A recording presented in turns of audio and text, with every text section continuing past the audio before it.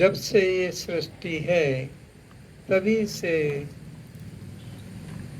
प्रत्येक जीव अपने वास्तविक स्वरूप को न पहचानने के कारण और इस मिथ्या शरीर को मैं मानने के कारण संसार बंधन को प्राप्त होता आ रहा है। बहुत बहुत जन्मों के जब पुण्य एकत्रित होते हैं तब जाकर कोई सद्गुरु के शरणापन्न होकर यह जीव अपने वास्तविक स्वरूप को पहचानता है, तभी यह मुक्त होता है।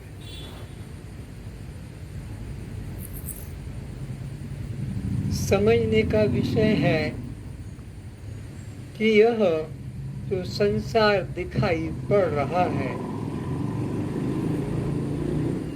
यह क्या है, हम बंधे कहाँ हैं, हमें बांधा किसने है? किसी और ने हमें बांधा नहीं, हमने अपने आप से अपने को बांधा है। किसके साथ? इस देह के साथ जकड़ लिया है। तो हम ही इसको छोड़ सकते हैं। कोई देवी देवता, कोई गुरु की सामर्थ्य नहीं जो तुम्हारे देह भाव से तुमको अलग कर सके।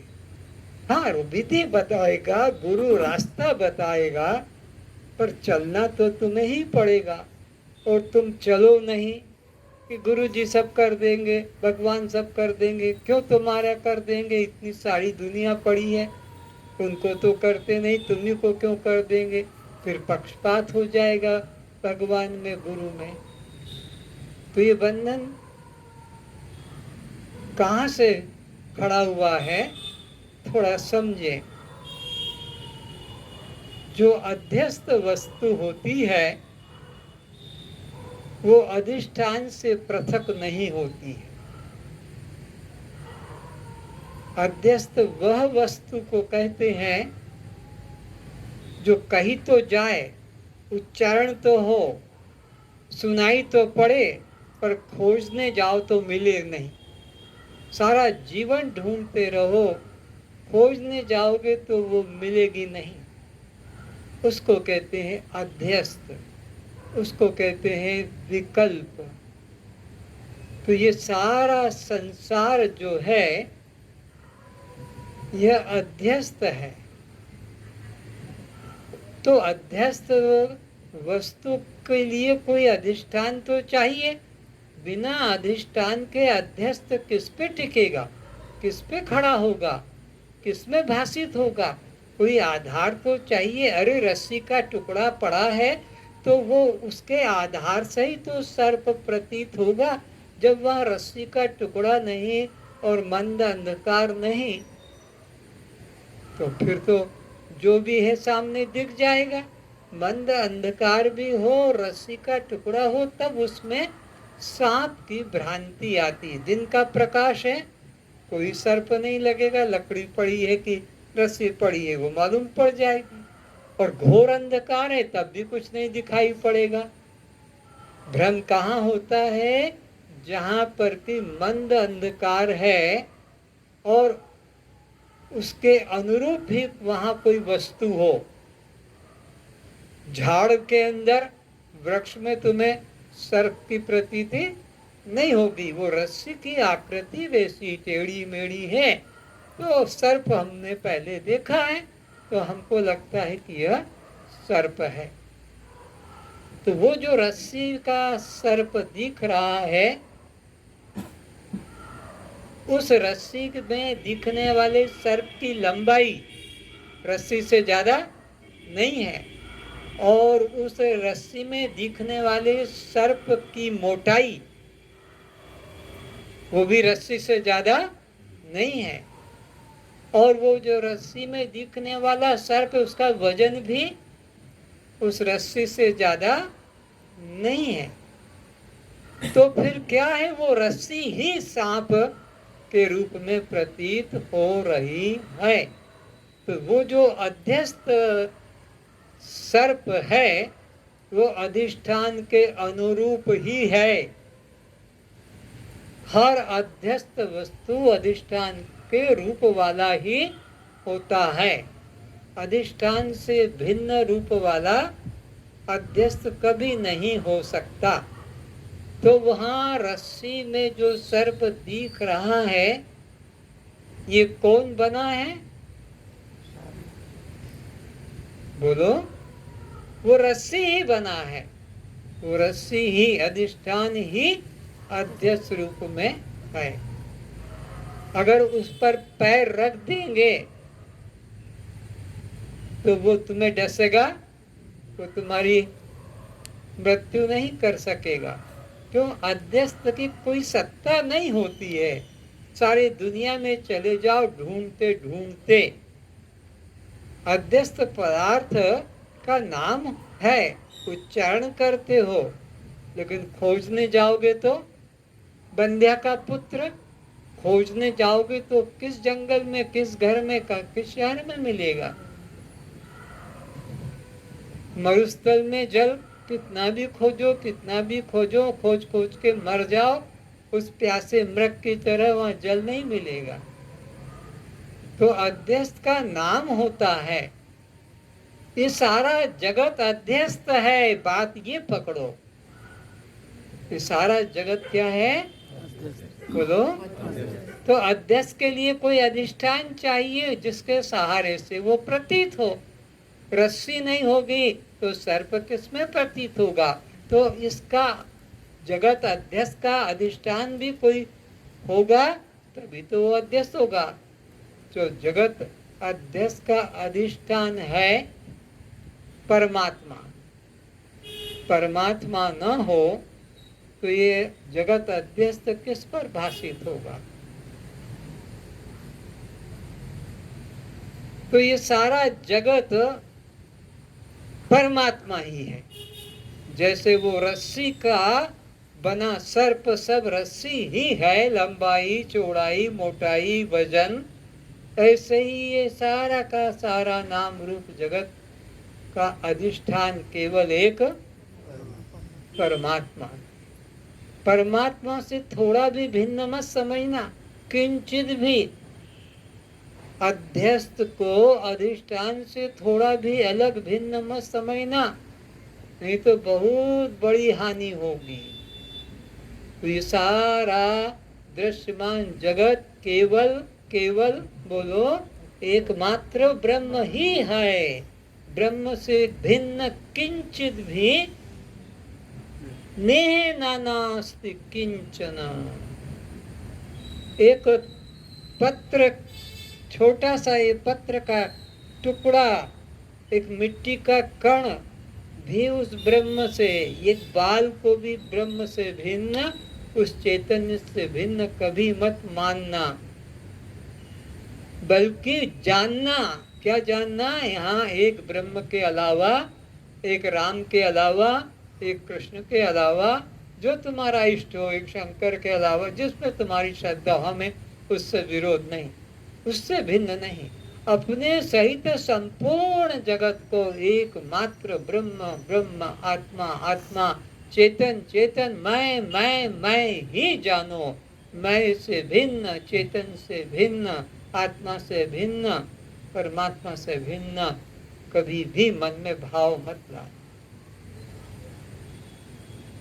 वो व्यक्ति बार बार मरेगा जो अपने को उस चेतन से भिन्न मानता है, अधिष्ठान से जो अपने को भिन्न मानता है, अपने से भिन्न अधिष्ठान को मानता है, वो बार बार जन्मेगा, बार बार मरेगा, मर मर के जिएगा, मर मर के जिएगा।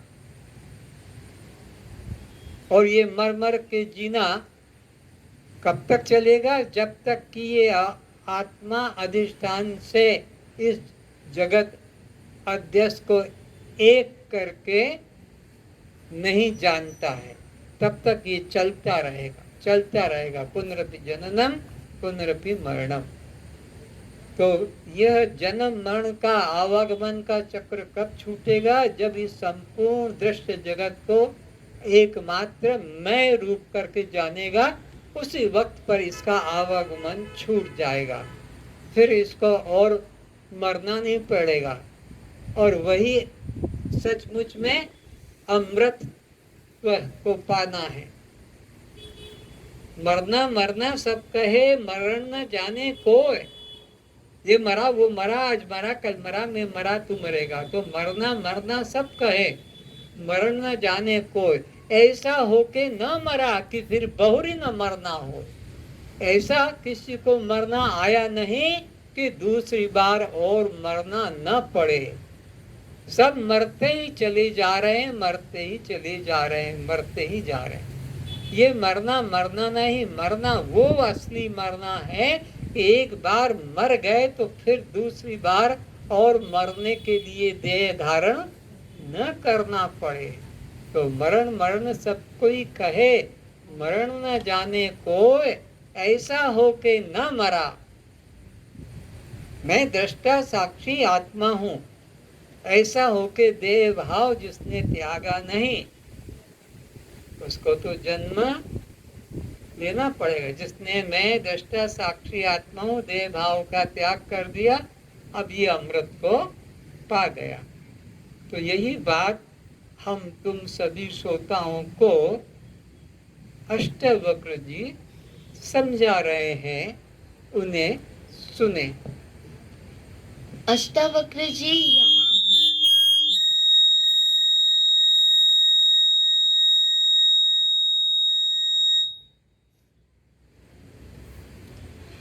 अष्टावक्र जी यहाँ पूर्णता का संदेश दे रहे हैं कि यह सृष्टि पूर्ण से उत्पन्न हुई है, पूर्ण में ही रहकर पुनः पूर्ण में लय को प्राप्त हो जाती है। कैसे? जैसे अभी दृष्टांत दिया जा रहा था कि वो सर्प रस्सी से पैदा हुआ और रस्सी में ही लीन हो जाता है। क्यों पैदा हुआ? अंधकार के कारण। क्यों नील हो गया? प्रकाश मिल गया। इधर भी आत्मा का अज्ञान होने से यह जगत अध्यस्त हमारे लिए खड़ा हो गया है। कब तक? जब तक कि आत्मा और इस जगत को एक करके नहीं जानेंगे। तो जब एक करके पूर्ण रूप से जानेंगे कि पूर्ण से उत्पन्न हुआ ये जगत भी पूर्ण है। ओम पूर्णमदः पूर्णमिदं पूर्णात् पूर्णमुदच्यते पूर्णस्य पूर्णमादाय पूर्णमेवावशिष्यते।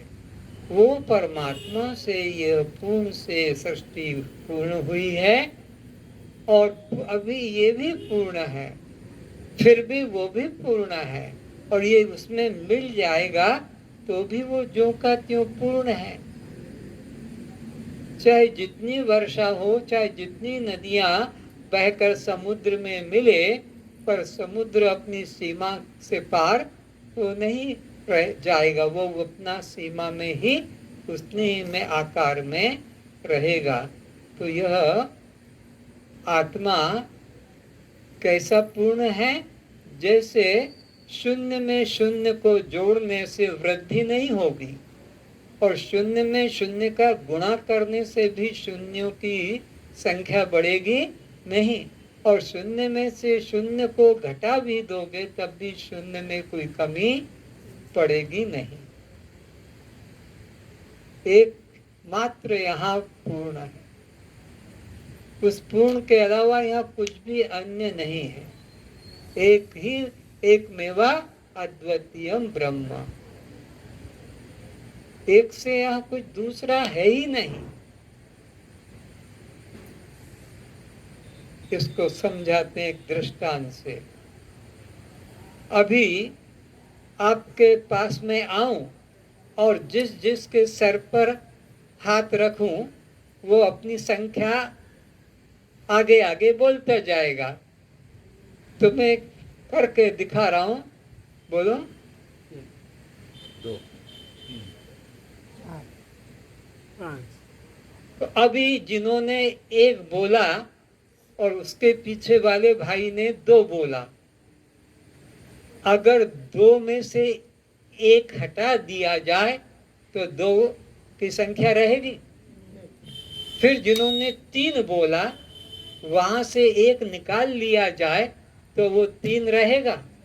फिर जिन्होंने 4 बोला उसमें से एक कर ले, हटा ले तो 4 रहेगा।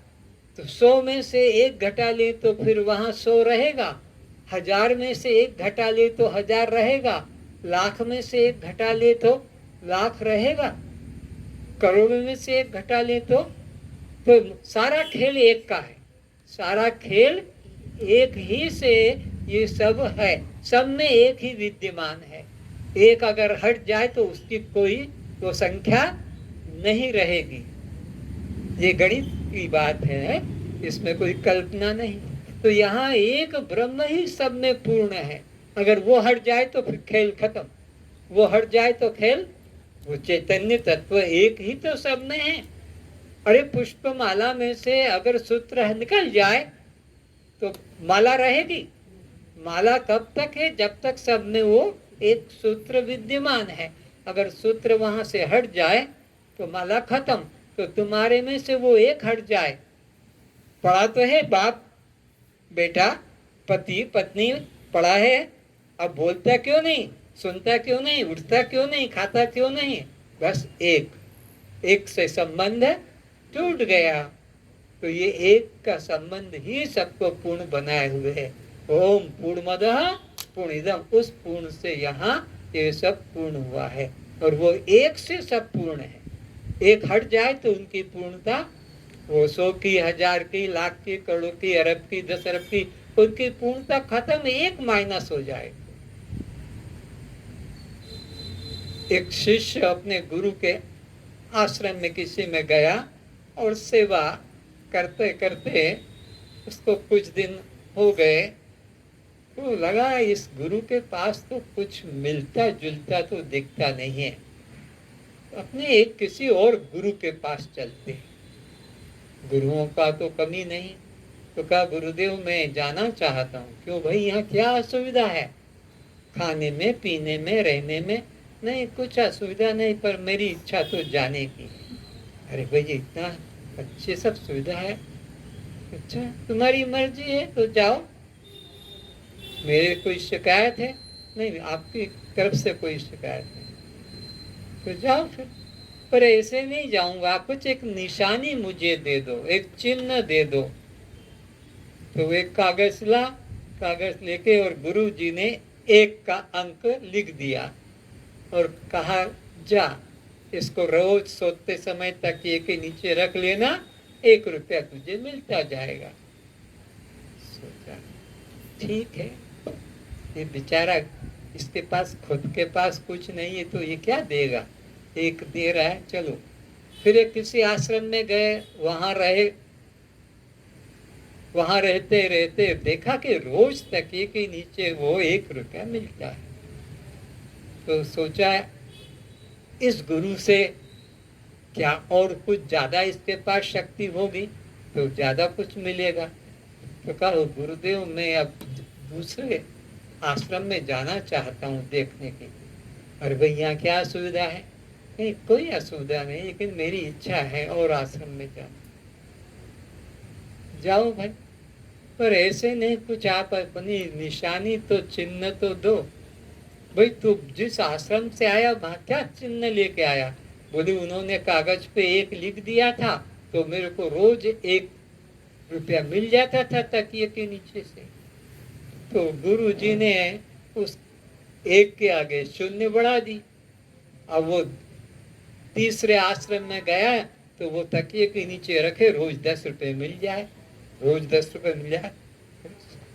3 साल उसकी मैंने सेवा की और 1 रुपया मिला। ये इसके पास कुछ दिन रहा तो देखो 10-10 मिलने लगे। अब उसके मन में लोभ पड़ा तो फिर कुछ दिन बाद कहा कि गुरुदेव मेरी इच्छा थोड़ा भ्रमण करने की। अरे भाई अब तुम आए हो यहाँ रहो क्या, तुम्हें असुविधा है खाने पीने रहने की? ये सब सुविधा है लेकिन मेरी इच्छा है। अच्छा भाई जाओ, तुम्हारी इच्छा है तो कुछ कमी हो तो बताओ, मैं पूरी करूँगा। नहीं सब ठीक है तो जाओ। नहीं पर ऐसे नहीं, कुछ निशानी आपकी यादगिरी तो दीजिए। यादगिरी क्या दूं भाई, तू पिछले आश्रम से आया क्या लेके आया? बोलूं देखो ये कागज पे उन्होंने मेरे को शून्य करके दिया, रोज मैं रखता हूँ, 10 रुपया मिल जाता। अच्छा, ला कागज, एक शून्य और बढ़ा। अब चौथे आश्रम में गया और वो रात को रख दे नीचे, सुबह देखे तो 100 रुपए का नोट। ओ, एक गुरु ज्यादा पावरफुल है उससे भी। वहां 100 रुपए इकट्ठे कर लिए। अब थोड़ा गर्व आ गया, गुरुपन आ गया कि अब मैं कोई कम नहीं हूँ, आश्रम बना लूंगा अब तो मैं। सोचा और एक कदम चलते हैं एक गुरु के पास। और कहा है गुरुदेव, मेरी इच्छा है आगे आश्रम में जाने की। वहाँ के शिष्य लोग मेरे परिचित हैं, वो बुला रहे हैं। तो वे यहाँ के असुविधा, उनको इधर बुला लो। नहीं, वो उस आश्रम से नहीं आते हैं, मैं ही जाऊँगा। ठीक है, जाओ, पर ऐसे नहीं, कुछ निशानी आप भी दो। तो तू क्या निशानी लाया पिछले आश्रम से? बोले देखो, रोज मैं तकिए के नीचे रखता हूँ, 100 रुपये का नोट मिलता है, ये शून्य बढ़ा दी, वे एक और बढ़ा दी। अब वो छठे आश्रम में गया और रोज एक 10,000 का नोट, 1,000 का नोट मिलता था। अब उससे रहा नहीं गया और गुस्सा इतना आया कि पहले गुरु के पास गया, क्योंकि पैसा इकट्ठा कर लिया, इतना 1,000 रुपया रोज मिलता था। और जाकर कहा, गुरुदेव आपके पास कोई शक्ति वगैरह नहीं है, बेकार ये दुकान खोल कर बैठे हो, बंद करो इसको। और देखो महात्माओं के पास में कितनी शक्ति है।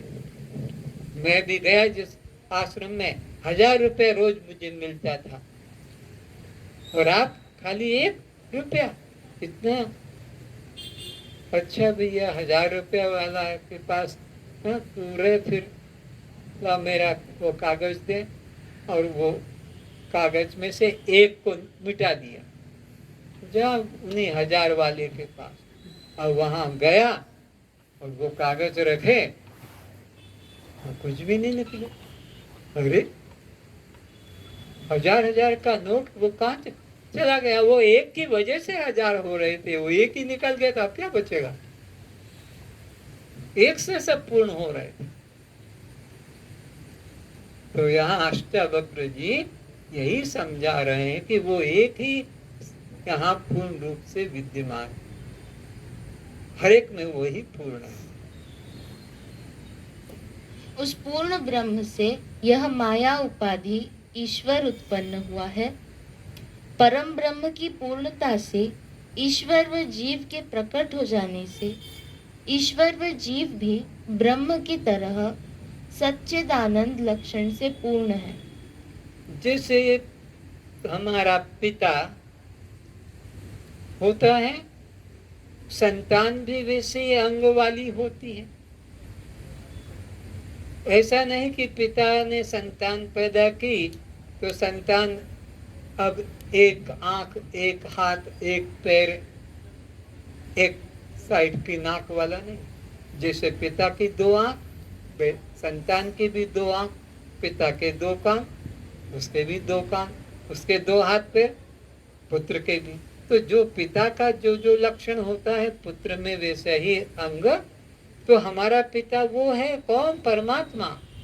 कैसा है? सच्चित आनंद। तो उसकी संतान हम भी सच्चित आनंद है। ये नहीं कि वो सत है हम असत हो गए, वो चेतन है हम जड़ हो गए, वो आनंद है हम दुखी हो गए, वो एक है हम अनेक हो गए। नहीं, ऐसा नहीं। वो जैसा है वैसा ही हम हैं। इसको उपनिषद कहता है तत्वमसि, वह जैसा है वह तू भी है वैसा। तो वो जो परमात्मा पूर्ण है, उससे जो ये हुआ है यह भी पूर्ण है।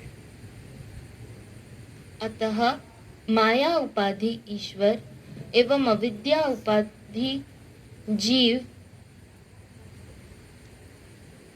घट उपाधि से जैसे वो आकाश घटाकाश कहलाता है, और मठ उपाधि से वो आकाश मठाकाश कहलाता है, कंठ उपाधि से कठाकाश, और हृदय उपाधि से हृदय आकाश, उदर उपाधि से उदराकाश कहलाता है। एक ही आकाश भिन्न भिन्न स्थानों से। तो ऐसे एक ही शुद्ध चैतन्य माया उपाधि से ईश्वर संज्ञा, अविद्या उपाधि से उसकी जीव संज्ञा। लेकिन अविद्या और माया उपाधि का भेद है, पर वो चेतन सत्ता में कोई भेद 500 वाट के बल्ब में और 60 वाट के बल्ब में भेद है।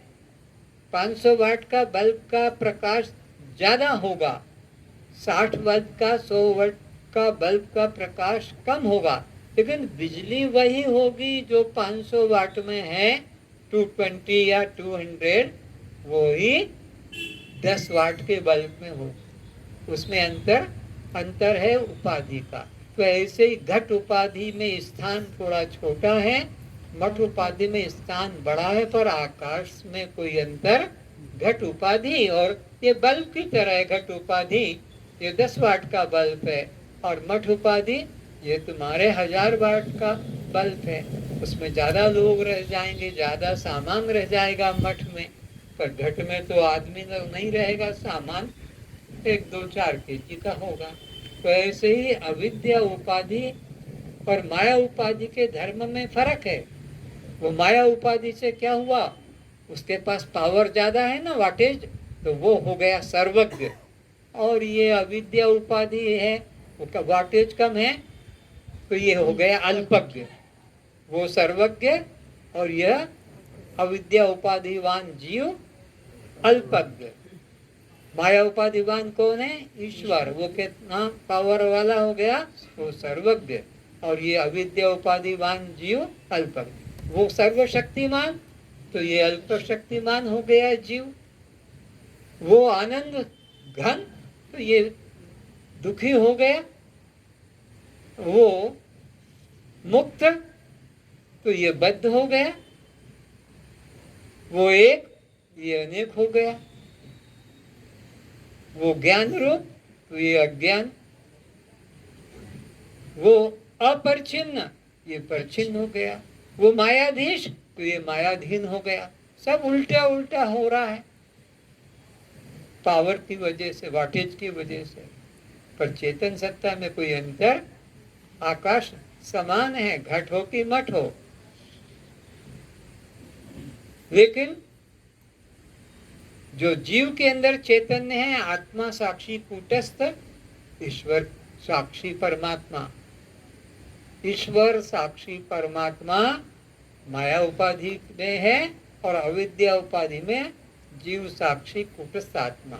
और ये दोनों एक है, इनमें कोई अंतर नहीं। घट के आकाश में और मठ के आकाश में कोई अंतर नहीं। घट मठ उपाधि है, बल्ब है, छोड़ो इनको। तो ये अविद्या और माया दो उपाधि के अंदर वो शुद्ध चैतन्य ब्रह्म तो ज्यों का त्यों एक ही है। ईश्वर कारण उपाधि वाला पूर्ण है, तो उसका कार्य रूप जीव सृष्टि पूर्ण ब्रह्म ही है। कारण से कार्य पृथक सत्ता वाला नहीं होता है। जो तुम्हारे गणेश को बनाया मिट्टी से, किस सोने से? चूहे को बनाया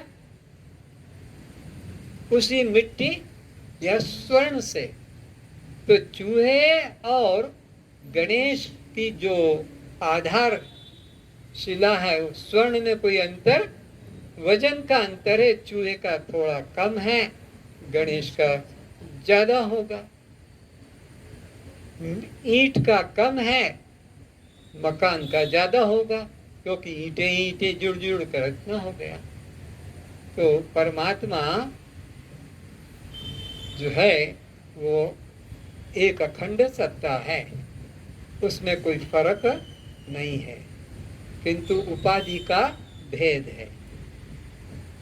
पूर्ण कारण ब्रह्म से उत्पन्न कार्य जीव ईश्वर ब्रह्म से भिन्न नहीं है। कारण से बना कोई भी कार्य भिन्न सत्ता वाला नहीं होता है।